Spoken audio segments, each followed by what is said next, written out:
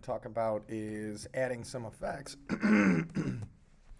to our silhouette collage. So if you look here, we have, I have my example. I put in some stuff kind of going off of like Chicago art, Chicago graffiti art is kind of my concept. So I have like the skyline here. I have some Chicago graffiti here, some more graffiti down here on the side. So remember, you should have some kind of a concept that you're kind of following and then keeping that theme. I put some painting in here too, some different graffiti kind of painting that I'm kind of using as some fillers in the background.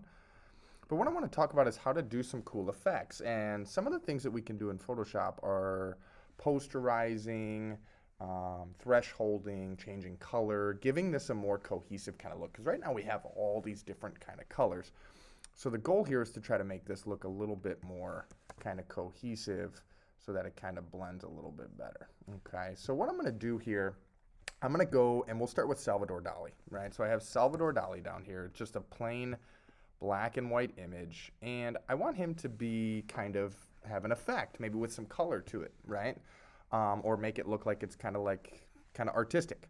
So one of the things that we can do with each image is give it a posterization. So if I go up to the word image, right, make sure you activate the picture, go up to image, gotta make sure I want to move it first, image, adjustments, and posterize. And you're going to see it changes it into simple levels of color. So right now I have 4 levels of color. I could go, right, the more levels I have, the more real. The less levels I have, the less real, right? So that looks kind of cool. So then what I could do is I could go into, it's a black and white image, so I may not be able to adjust the hue and saturation, but if I go to adjustments, hue, saturation, see if I can change this. No, it's because it's black and white. So we'll have to leave that as is. I could also adjust the opacity so it doesn't sit so far in front.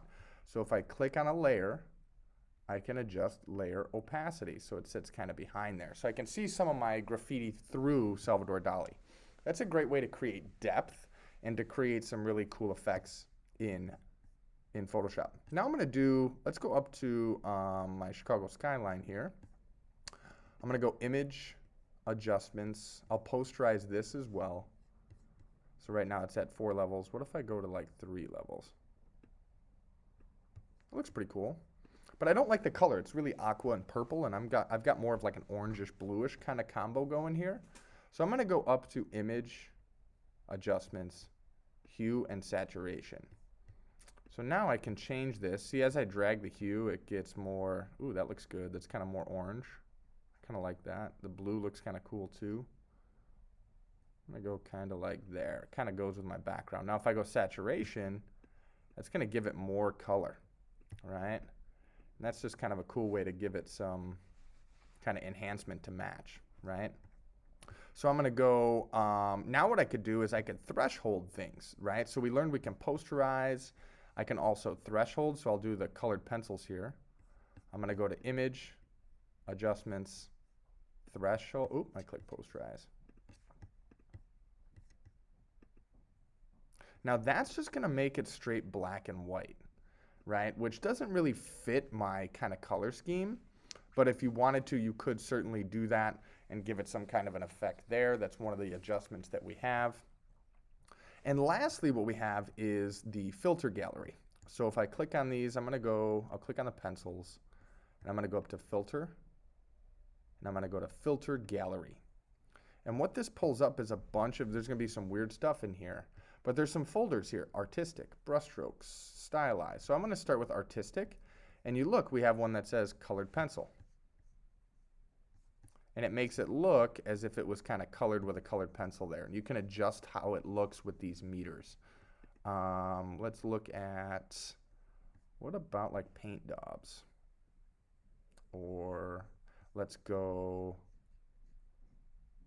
sponge. Takes a little bit to update. It looks kind of cool. Looks like it's kind of like a sponge painting.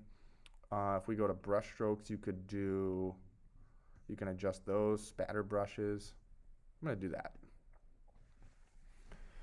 So there's multiple different ways that we can change the effects. So your goal today is to get your photos into Photoshop and then to give them some common color schemes and a common kind of focus, right? So that everything looks like it kind of goes together, right? That's kind of the goal here. What we don't want is everything to be the same, color that it was from the internet.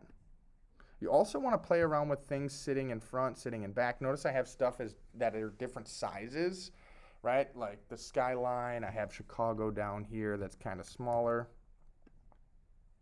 right? Maybe I'm going to go ahead and maybe posterize that and see what that kind of looks like. But you want everything to have different sizes, different scales, different directions, and then you want it to all look like it goes together through color scheme and through effects, so that it doesn't just look like images cut and pasted from Google, right? And that's kind of the goal here. So go ahead, work in Photoshop and kind of get your color scheming. See if I kind of change that. See if I can find orange and blue here.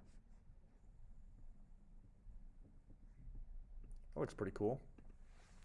Color scheming, objects that relate to one another, sizing, scaling, and lastly, color and effect.